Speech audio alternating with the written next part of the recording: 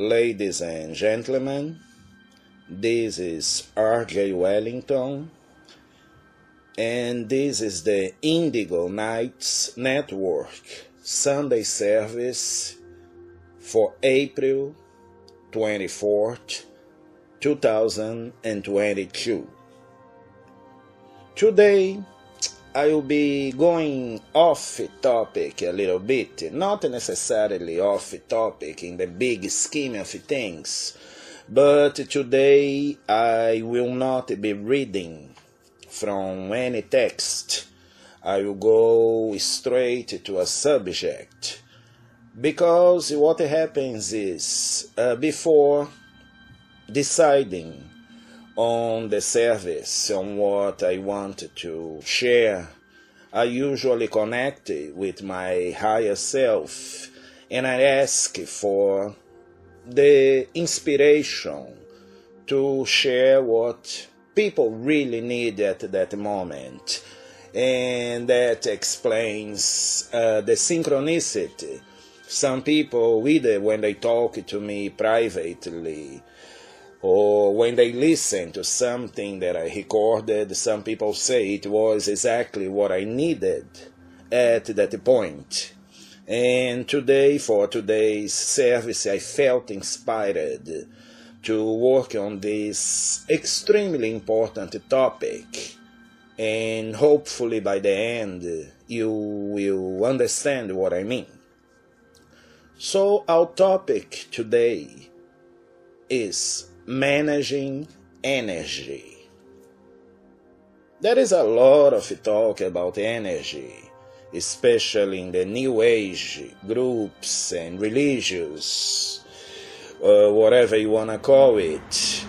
But many people don't really understand the concept of truly managing your energy.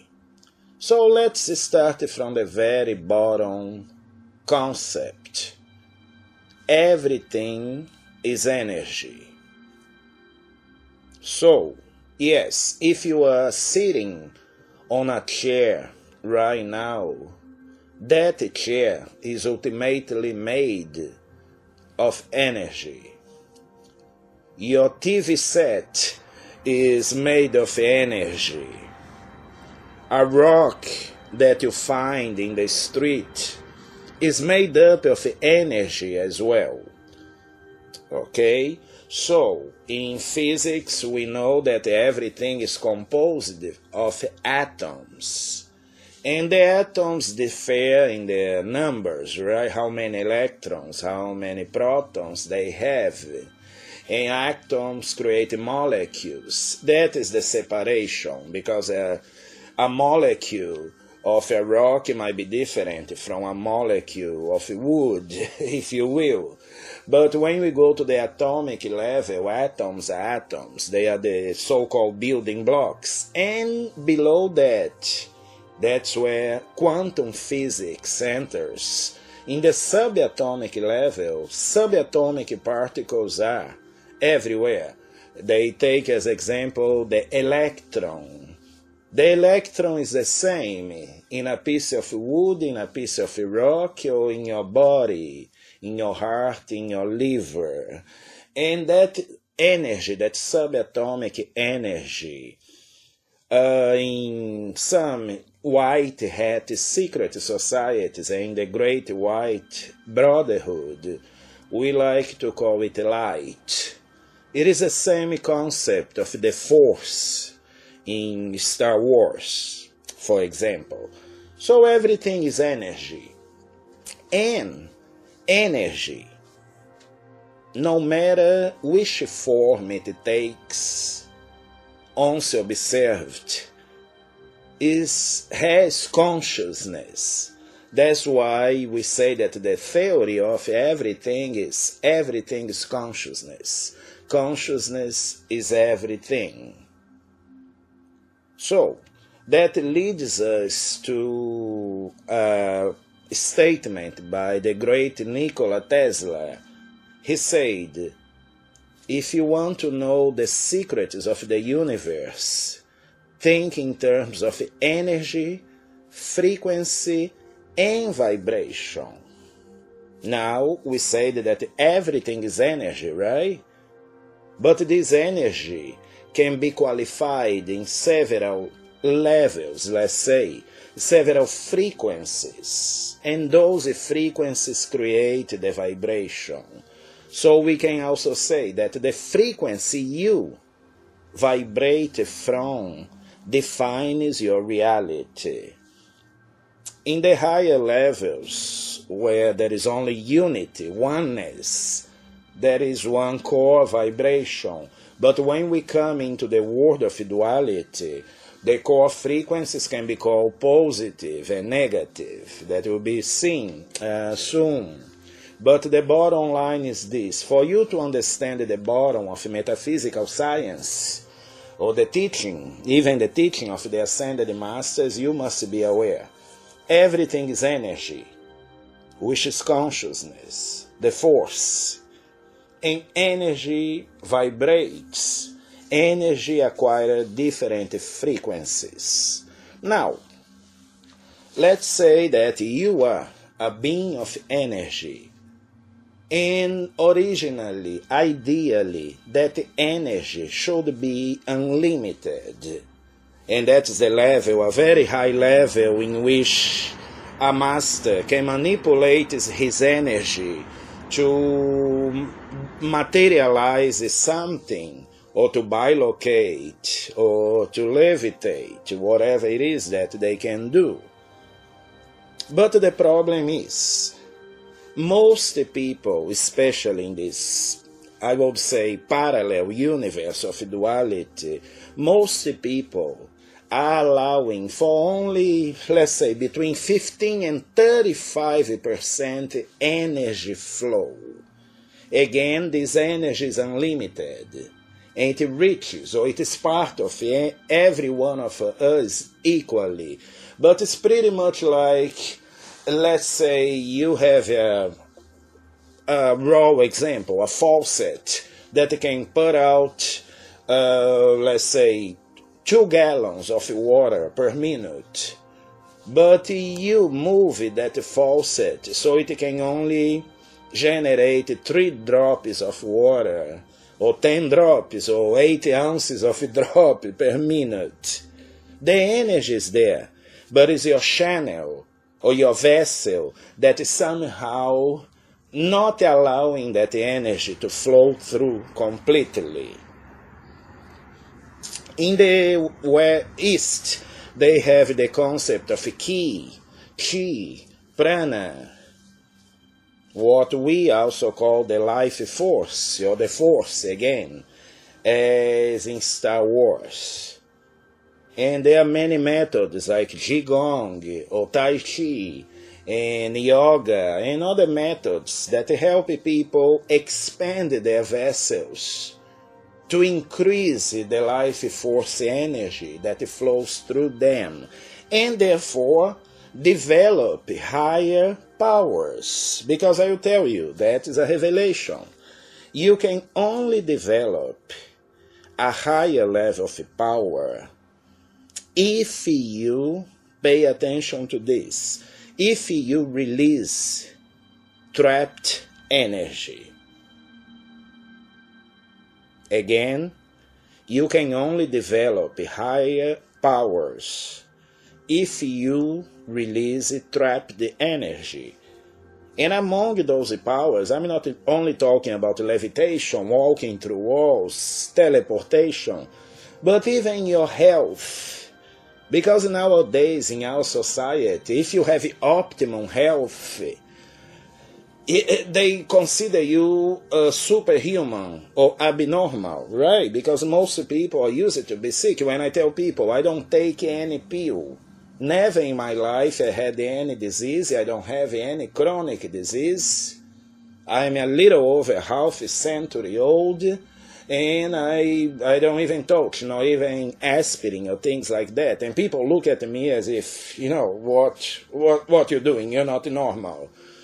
Happiness is another power. How many people you see around you who are truly happy have that deep peace of mind, Usually they call them, or joy, or bliss. Usually we call them masters, right? And even prosperity. It all depends on your energy flow level.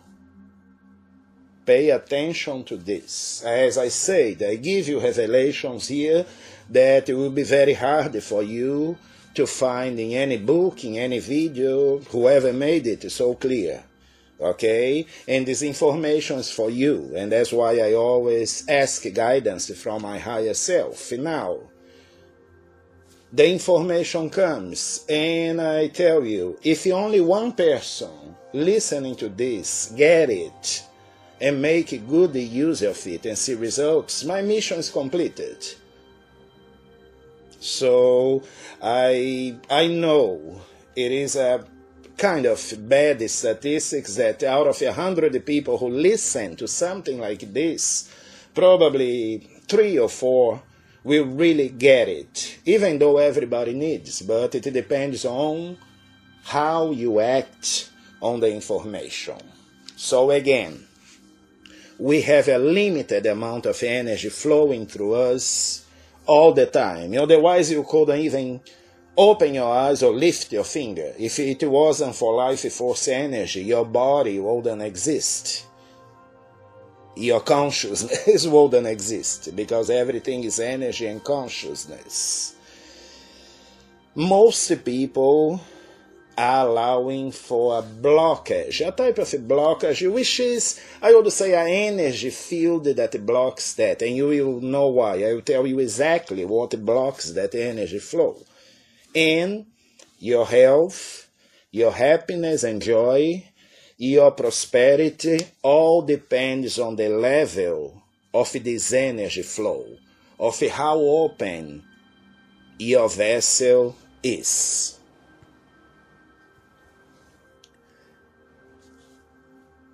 Now again, I told you, I gave you the metaphor of the faucet, right? The sink, which can flow gallons of water per minute, but you turn it down a little bit so it flows only a few drops per minute. That is optional. And I will explain the ways we are depleting our energy, either consciously or unconsciously. In most cases it is unconsciously. But in true metaphysics we don't buy the psychological theory that the unconscious is something that is hidden from you, that you cannot master, that you have to go through years of therapy, psychoanalysis, hypnosis, whatever it is to find those deep buried things. No. Once you become aware of your weaknesses, you bring your so-called subconscious out. The subconscious is that part that you refuse to see, if you are not being totally honest with yourself. So let's see the strategies that we use to deplete the energy that is flowing through us, to make it, instead of 100%, only between 15 and 35%. Okay? So, the first way we deplete energy is by fear, living in a state of fear. And doubt and disbelief comes under that. Because as you see, all these strategies that we'll discuss, they really mean one thing: giving power to something outside yourself, outside of your energy field, instead of giving power to your higher self only. So fear is the first way that we deplete energy. And now you might understand the connection why in this parallel reality, those manipulators, they love it to keep people in fear, because that energy that is depleted, they are feeding off that energy. Make sense? Another way that we deplete energy consciously or unconsciously, through anger and hatred. Anger and hatred. You will see people saying, I hate this situation, I hate the cabal, I'm angry at this or that, at this person, at this government, at this society. And some people go to the extreme of saying, I hate that person, or I hate this situation. Again, what is that but giving power? Giving your power away and depleting, sucking your energy, or stopping, or almost stopping the flow. Another way to deplete energy, which is, I would say, is scaled down from anger and hatred, is the so-called resentment.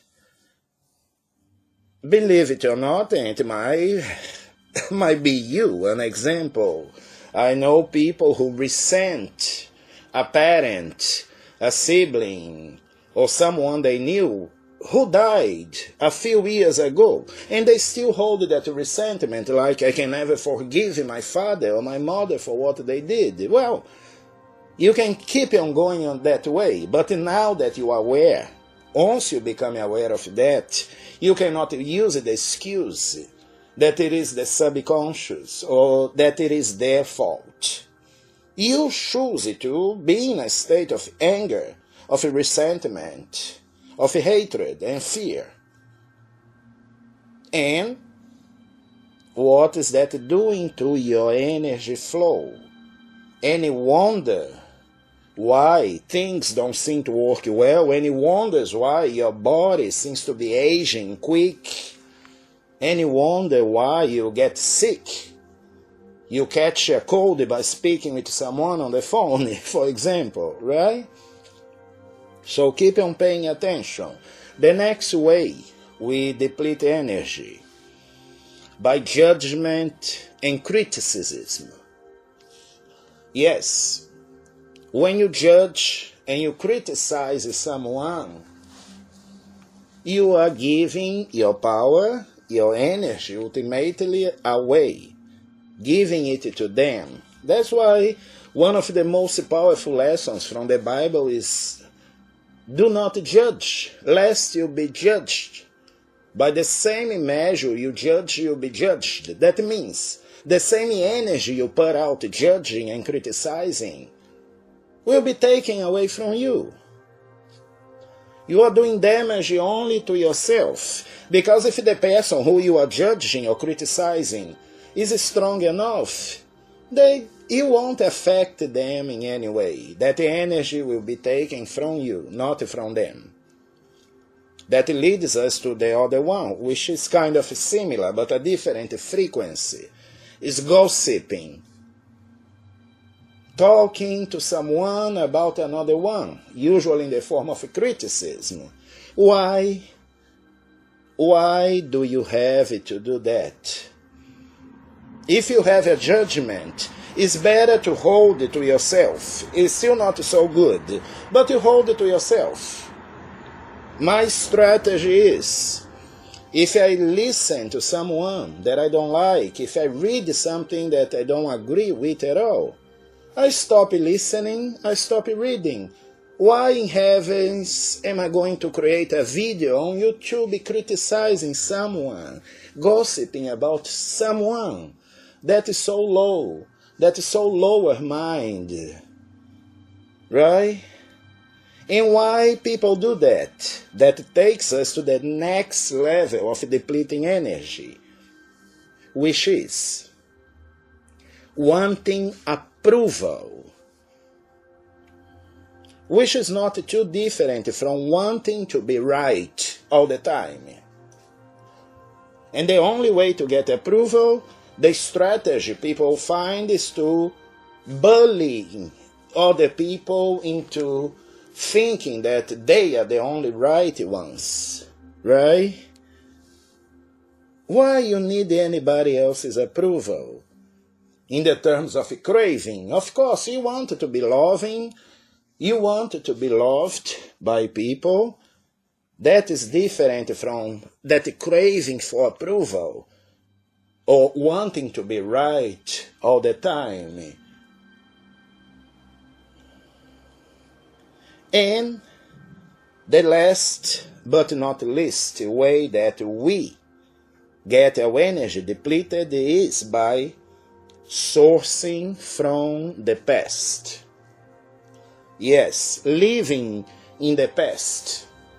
So as for example, you plan starting a new business or writing a book or whatever. And the first thing that comes is, oh, I failed in this before. I hope this time is different. I was never able to do this before. Right there, you are giving an example of living in the past, sourcing from the past, and automatically, guess what? You create the same energy frequency of the past. That's what I call the Groundhog Day syndrome. No wonder why some people never can get it right in life. Because if they source in the past, that's the only reference point they have in life. Now, how do we reverse those aspects and therefore see an amazing increase in our energy level, our health, our happiness and joy, our prosperity, our enlightenment? For fear, doubt and disbelief, the only antidote is faith. Now, what is faith? It's the substance of things that you expect, right? It's the evidence of things that you still don't see. For example, an example of faith that everybody has. If I tell you, stand up and walk from your living room to your bathroom, you don't need to question that, your ability to do that. That is faith. Why not apply that to every aspect of your life? Now, if you ask me, how can I develop this level of faith? Well, for the last 3 services, I've been giving you tips, strategies, and teachings. The highest level of teaching, the true secrets of developing this faith through practice. That is the only way. Because listening to me once a week and say, oh, how cute, I agree with him, he's a great speaker, he's a great teacher, won't do it. I'm sorry, you have to practice it.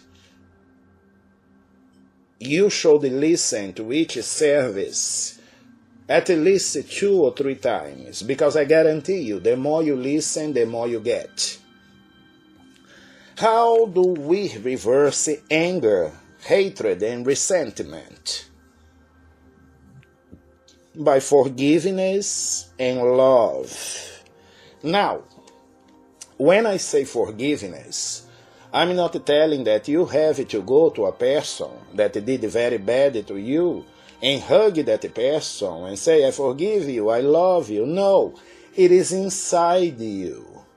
You connect to your higher self and you ask your higher self to clear that away from your life. And this universal love is not the human love like I love this person because she approves of me or he approves of me and gives me what I want. Because that's what human love is. Once that person stops approving or agreeing with everything or calling you beautiful, wonderful, marvelous, that fades away and sometimes turns into resentment. This universal love is basically respecting everybody's free will to be who they are. And you don't have to get involved with them. Just let them be who they are, don't give them any energy, and forgive yourself for holding that resentment, that anger, even that hatred. How we reverse judgment and criticism? By non-judgment. Really, who cares about what other people do? if they are not influencing your life. And if they are, you just move away, or ask your higher self to move them away and give you the best outcome for everybody involved. It could be that easy. I'm not making up things. I'm not a Pollyanna type of guy. No, I'm very realistic, and I am experiencing all these things in my life. That's why I can talk with so much authority. How do you reverse gossip? Not minding. Again, respecting everyone's level of consciousness.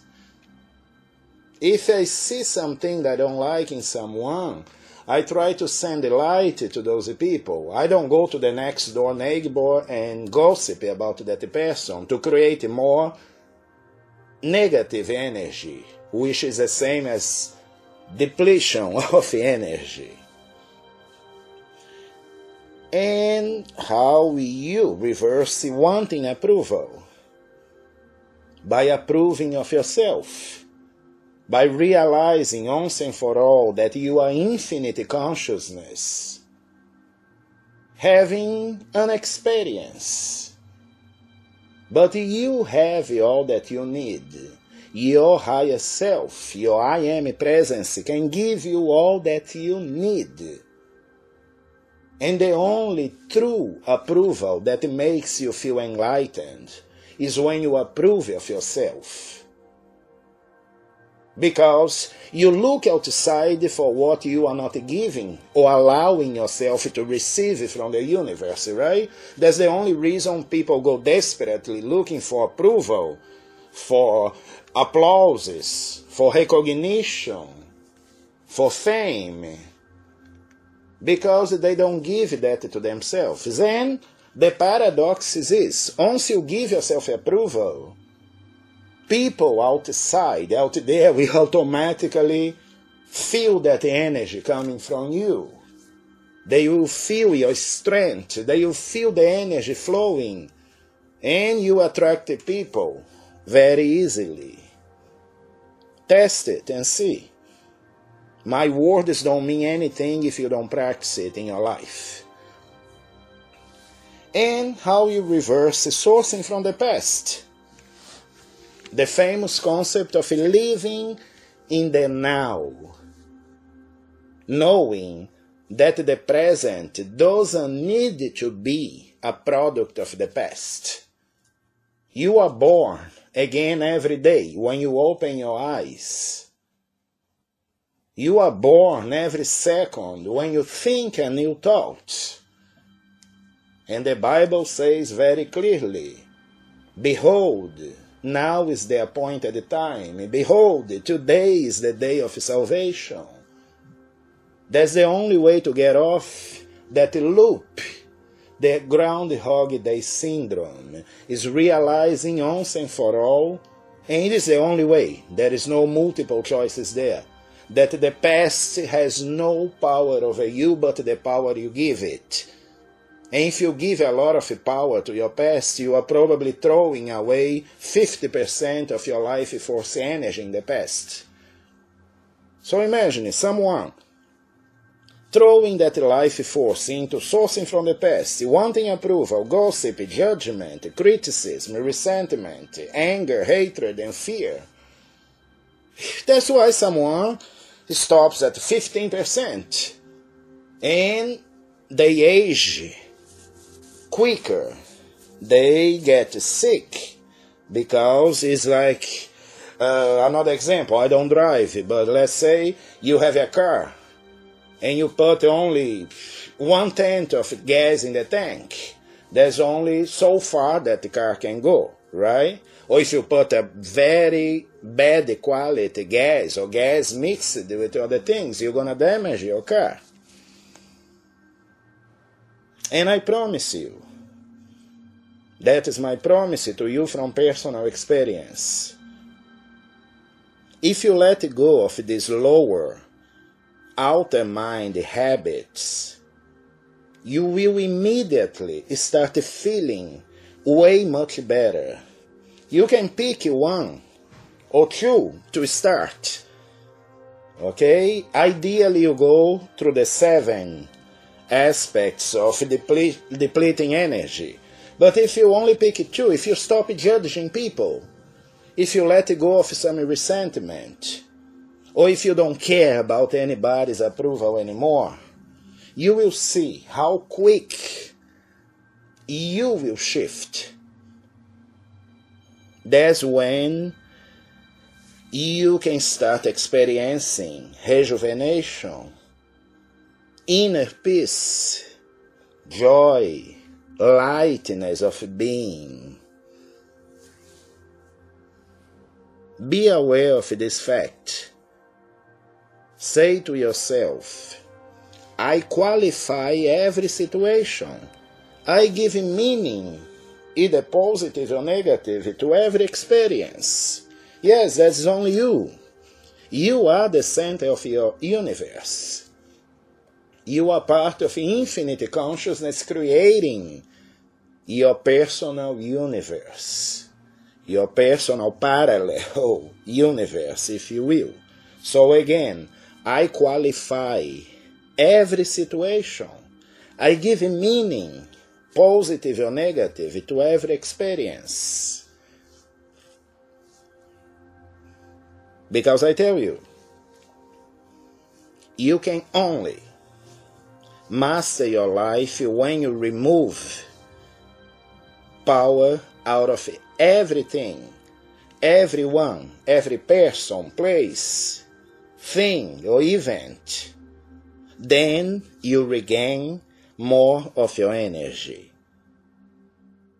Because again, you are throwing energy out using those, or by living those 7 states that I mentioned previously.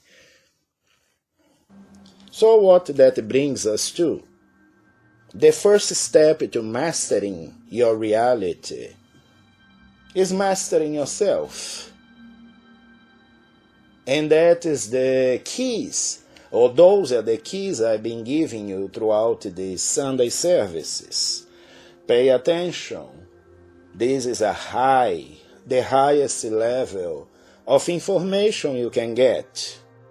If you don't get this out of the way, I don't care how many mantras you chant, how many affirmations you do, how many pictures you hang all over the house about the things that you want, how many degrees you have, how many healing workshops you participate on. Because it is you and yourself. You can't continue being the same person, operating from your lower mind, and expect transformation. How hard is it to understand? So the message again is very clear, very straight to the point. And you have the free will, the God-given free will, to decide what you do with it. If you don't do now, maybe 500 years from now, in another body, in another lifetime, in another timeline, you finally get it. But again, why not get it now? If you truly want to be enlightened, if you want to make a difference, starting with transforming your life, your body, stop aging, stop getting sick, stop living in fear. Clear? I hope it is. I wish you all a great week, and may the force be with you always.